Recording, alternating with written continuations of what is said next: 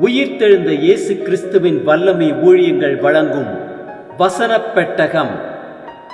இயேசுவே கர்த்தர். இயேசுவையே தேவன் ஆண்டவரும் கிறிஸ்துவுமாக்கினார். இயேசுவே ராஜாதி ராஜா, கர்த்தாதி கர்த்தா. கிறிஸ்துவே மரித்தோர் மேலும் ஜீவனுள்ளோர் மேலும் ஆண்டவர். கிறிஸ்துவே போதகரும் ஆண்டவருமாயிருக்கிறார்.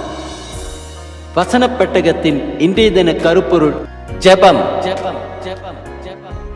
இடைவிடாமல் ஜெபம் பண்ணுங்கள், ஸ்தோத்திரத்துடன் ஜெபத்தில் விழித்திருங்கள். ஜெபத்தை குறித்ததான வேத வசனங்களை பார்க்கலாம். நீதிமொழிகள் 15:29 வாசிக்கிறோம், துன்மார்க்கருக்கு கர்த்தர் தூரமாயிருக்கிறார், நீதிமான்களின் ஜெபத்தையோ கேட்கிறார். மார்க்கு 11:24 வாசிக்கிறோம், ஆதலால் நீங்கள் ஜெபம் பண்ணும் பொழுது எவைகளை கேட்டுக் கொள்வீர்களோ அவைகளை பெற்றுக் கொள்வோம் என்று விசுவாசியுங்கள், அப்பொழுது அவைகள் உங்களுக்கு உண்டாகும். ரோமர் 12:12 வாசிக்கிறோம், நம்பிக்கையிலே சந்தோஷமாயிருங்கள், உபத்திரவத்திலே பொறுமையாயிருங்கள், ஜெபத்திலே உறுதியாய் தரித்திருங்கள். பிலிப்பியர் 4:6-7 வாசிக்கிறோம், நீங்கள் ஒன்றுக்கும் கவலைப்படாமல் எல்லாவற்றையும் குறித்து உங்கள் விண்ணப்பங்களை ஸ்தோத்திரத்தோட கூடிய ஜெபத்தினாலும் வேண்டுதலினாலும் தேவனுக்கு தெரியப்படுத்துங்கள். அப்பொழுது எல்லா புத்திக்கும் மேலான தேவ சமாதானம் உங்கள் இருதயங்களையும் உங்கள் சிந்தனைகளையும் கிறிஸ்து இயேசுக்குள்ளாக காத்துக்கொள்ளும். யாக்கோபு 5:13 வாசிக்கிறோம், உங்களில் ஒருவன் துன்பப்பட்டால் ஜெபம் பண்ண கடவன், ஒருவன் மகிழ்ச்சியாயிருந்தால் சங்கீதம் பாட கடவன். யாக்கோபு 5:16 வாசிக்கிறோம், நீங்கள் சொஸ்தமடையும்படிக்கு உங்கள் குற்றங்களை ஒருவருக்கொருவர் அறிக்கையிட்டு ஒருவருக்காக ஒருவர் ஜெபம் பண்ணுங்கள், நீதிமான் செய்யும் ஊக்கமான வேண்டுதல் மிகவும் பலனுள்ளதாயிருக்கிறது. மத்தேயு 5:44 வாசிக்கிறோம், நான் உங்களுக்கு சொல்லுகிறேன், உங்கள் சத்துருக்களை சிநேகியுங்கள், உங்களை சபிக்கிறவர்களை ஆசீர்வதியுங்கள், உங்களை பகைக்கிறவர்களுக்கு நன்மை செய்யுங்கள், உங்களை நிந்திக்கிறவர்களுக்காகவும் உங்களை துன்பப்படுத்துகிறவர்களுக்காகவும் ஜெபம் பண்ணுங்கள். நீதிமொழிகள் 15:8 வாசிக்கிறோம், துன்மார்க்கருடைய பலி கர்த்தருக்கு அருவருப்பானது, செம்மையானவர்களின் ஜெபமோ அவருக்கு பிரியம்.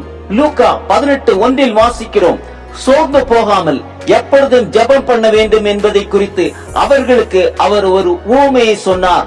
1 தீமோத்தேயு 2:8 வாசிக்கிறோம், அன்றையும் புருஷர்கள் கோபமும் தர்க்கமும் இல்லாமல் பரிசுத்தமான கைகளை உயர்த்தி எல்லா இடங்களிலேயும் ஜெபம் பண்ண வேண்டும் என்று விரும்புகிறேன். சங்கீதம் 102:16 வாசிக்கிறோம், திக்கெட்டவர்களுடைய ஜெபத்தை அலட்சியம் பண்ணாமல் அவர்கள் விண்ணப்பத்தை அங்கீகரிப்பார்.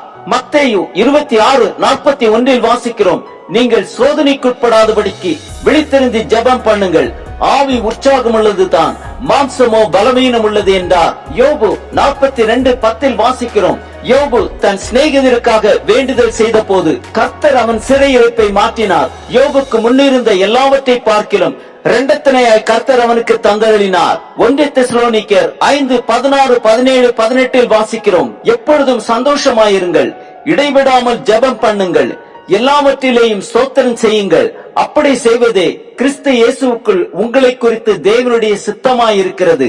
மார்க்கு 11:25 வாசிக்கிறோம், நீங்கள் நின்று ஜெபம் பண்ணும் போது ஒருவன் பேரில் உங்களுக்கு யாதொரு குறை உண்டாயிருக்குமானால் பரலோகத்தில் இருக்கிற உங்கள் பிதா உங்கள் தப்பிதங்களை உங்களுக்கு மன்னிக்கும்படி அந்த குறைகளை அவனுக்கு மன்னியுங்கள். மத்தேயு 6:6 வாசிக்கிறோம், நீயோ ஜெபம் பண்ணும் போது உன் அறை வீட்டுக்குள் பிரவேசித்து உன் கதவை பூட்டி அந்தரங்கத்தில் இருக்கிற உன் பிதாவை நோக்கி ஜெபம் பண்ணு, அப்பொழுது அந்தரங்கத்தில் பார்க்கிற உன் பிதா வெளியரங்கமாய் உனக்கு பலனளிப்பார். எபேசியர் 6:18 வாசிக்கிறோம், எந்த சமயத்திலும் சகல விதமான வேண்டுதலோடும் விண்ணப்பத்தோடும் ஆவியினாலே ஜெபம் பண்ணி அதன் பொருட்டு மிகுந்த மன உறுதியோடும் சகல பரிசுத்தவான்களுக்காகவும் பண்ணும் வேண்டுதலோடும் விழித்துக் கொண்டிருங்கள். ஆம், இடைவிடாமல் ஜெபம் பண்ணுவோம், எல்லாவற்றிலேயும் ஸ்தோத்திரம் செய்வோம், அப்படி செய்வதே கிறிஸ்து இயேசுவுக்குள் நம்மை குறித்து தேவனுடைய சித்தமாயிருக்கிறது.